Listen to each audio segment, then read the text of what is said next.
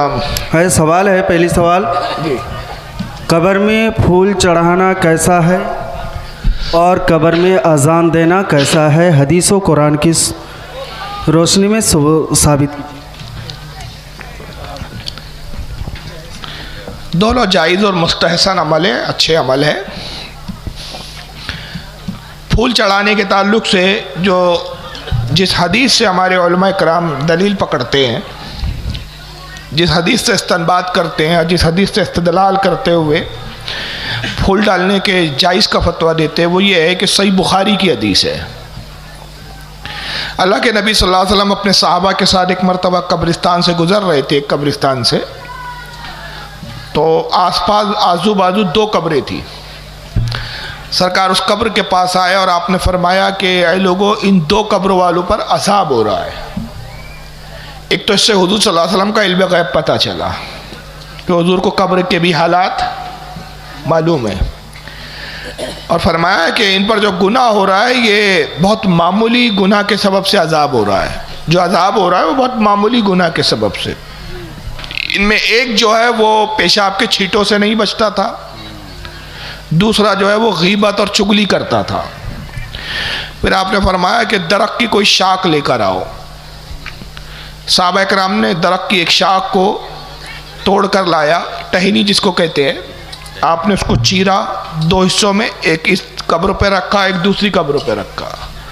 सहाबा ने अर्ज़ किया, अल्लाह के नबी, इससे पहले आपने ऐसा कभी नहीं किया।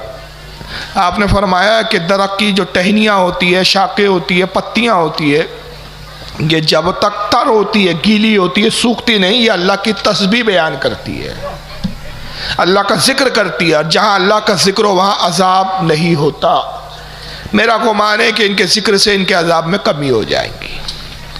इसी से उलमा ने हमारे दलील ली कि कब्रों पर फूल डालना, इससे दो फ़ायदे होते हैं। कि अगर बंदा गुनाहगार है तो ये दरख्त की जो पत्तियाँ होती है, फूल होते हैं, तर होते हैं, गीले होते हैं, ज़िक्रुल्लाह करते हैं, उसके ज़िक्र की बरकत से उनके अजाब और गुनाह में कमी हो जाती है। और अगर अल्लाह का वली है, नेक बंदा है, तो अल्लाह के वली को ज़िक्र से उन्स होता है, रग़बत होती है, उनका दिल बहलता है उससे, और उनके दर्जात और मकामात में बुलंदी होती है। इसलिए ये फूल डालने का हुक्म है और इस बुनियाद पे फूल वगैरह डाले जाते हैं। अब रहा सवाल कि गुलाब के फूल क्यों डालते? कोई ये एतराज़ करे कि हुजूर ने तो टहनी रखी थी जी, आप दरख्त की टहनियाँ रखिए, फूल क्यों रखते हैं?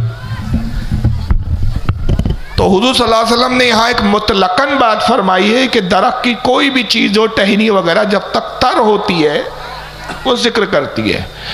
फूल डालने का मामला ये है कि एक हदीस पाक में ये आया, जिसको इमाम जलालुद्दीन सयूती ने अल-ख़साइसुल कुबरा में लिखा है, इमाम अब्दुर्रहमान इब्न जौज़ी ने अल-वफ़ा में लिखा है, और भी बहुत से उलमा ने इसको लिखा है कि हुजूर जब मेराज से तशरीफ़ ला रहे थे तो आपके पसीने के कतरात से गुलाब पैदा हुआ।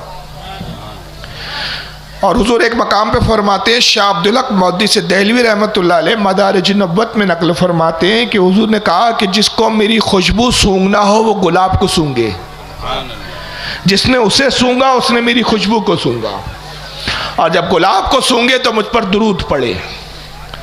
तो गुलाब को रसूलुल्लाह से निस्बत है। और एक दूसरे मकाम पे एक हदीस में आका फरमाते हैं कि क्या मैं तुमको सबसे बेहतरीन तोहफा ना बताऊं, जिसमें न देने वाले को बार न लेने वाले को बार? साहबा ने अर्ज़ किया, अल्लाह के नबी ज़रूर बताया। फरमाया वो गुलाब का फूल है कि देने वाले को भी कोई बार नहीं और लेने वाले को भी कोई बार नहीं। तो सबसे बेहतरीन तोहफा हुजूर ने गुलाब के फूल को कहा और उसको अपने पसीने की निस्बत से उसको जोड़ा। इसलिए हम बुजुर्गान दीन की बारगाह में गुलाब पेश करते हैं, ताकि रसूलुल्लाह के पसीने की निस्बत से एक बरकत हासिल हो, और दूसरा कि हुजूर ने उसको बेहतरीन तोहफा फरमाया तो हम वलियों की बारगाह में एक बेहतरीन तोहफा पेश करते हैं। और चूंकि वो तर रहते हैं लिहाजा जिक्रुल्लाह करते हैं।